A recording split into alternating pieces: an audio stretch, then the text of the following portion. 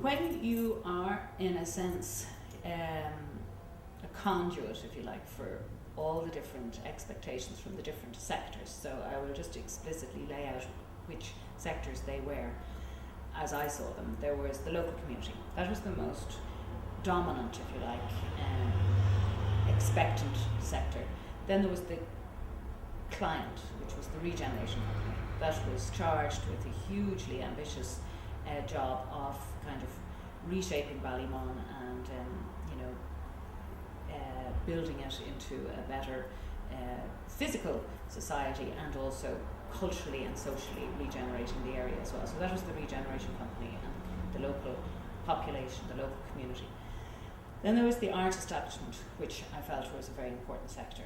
And then there's the funding bodies, the Department of the Environment. And then you have the actual artists who are working on site in situ. So trying to keep all of those audiences, participants, stakeholders was what I would really refer to them as, happy and challenged and satisfied was very difficult.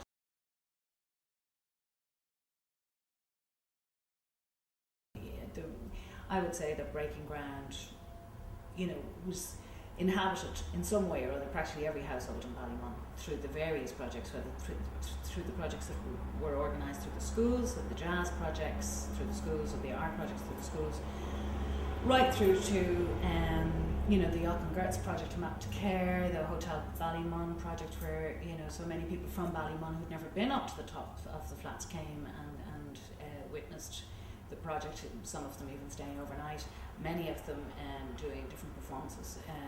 Then there was the Adam Schotzko project, where people were contributing their shoes. There were many projects where that sort of participation was far deeper than others, where actually it was the local people's work themselves that was platformed. So that would have been the cases in Liam Mills.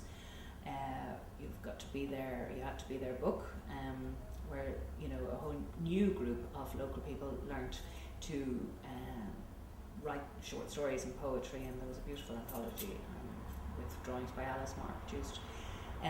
So there was a very interesting project that Jeanette Doyle conducted with the women of the STAR project that are on a methadone program, who still speak so highly of that project.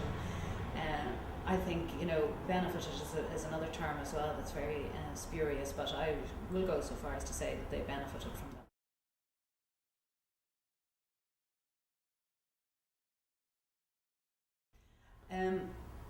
Well, as I say, I enjoyed a particularly healthy relationship with the client body, which was the Regeneration Company of Ballymun, because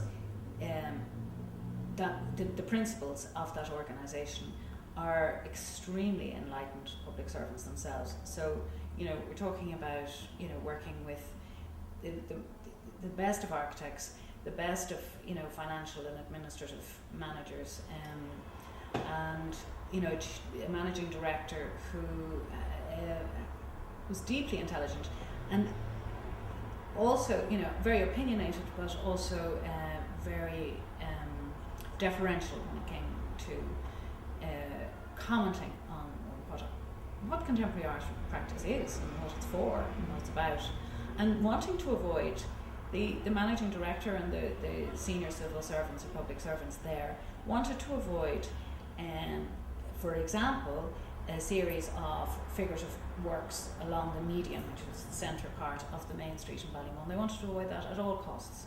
They also knew that there was, they funded, for example, the first building that they developed in Ballymun was the Art Centre. So there was this, respect or deeply kind of held belief that funding arts and culture and sports and all the other kind of leisure, if you like, activities, it brings change.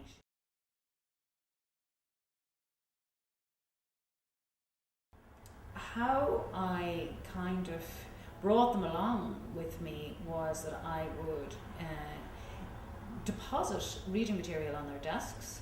I would socialise with them, and we would convene as well. We had a very, I put together a very high-powered, high-profile artistic steering committee who would meet regularly before the brief was published. And from that, there was a whole range of artistic practitioners, and there was the city architect, and there was a senior business man, and there were local representatives. So there was 10 people on this, as I say, fairly high profile artistic steering committee is what I called it.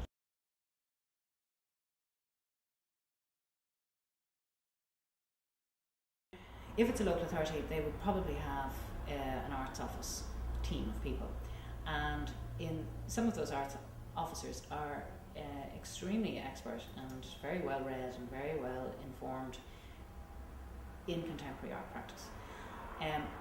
But within that arts office, you have expertise in different art forms.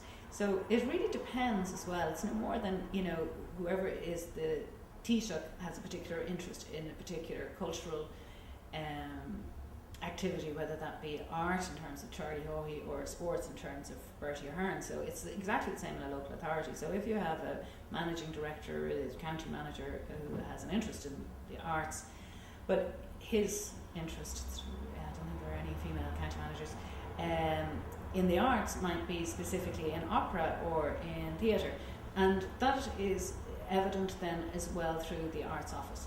So if the arts office is sort of populated with expertise in theatre, then if there is money to be spent on visual arts, I would assume that they would appoint a curator.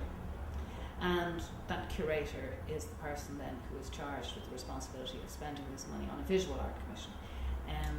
And it's very nebulous and it's very precarious how the money is spent in many cases. And it does really come down to maybe one person, who has a proclivity towards one particular art form, whether that's to say youth arts or, drama or whatever. So, depending on the size of the fund, and again, this was something that I would have liked to have done, and I think it did happen in South Dublin and in Ballymun, is to spread the money across the arts as far as possible. But my area of expertise is the visual arts, so I'm most comfortable working with visual artists, and I can generally understand the visual arts better than other artistic forms. So, but I would consider myself at this stage a curator, and the commissioner is the local authority with the funding mechanism, and then the public arts officers or arts officers, well, as I say, that area,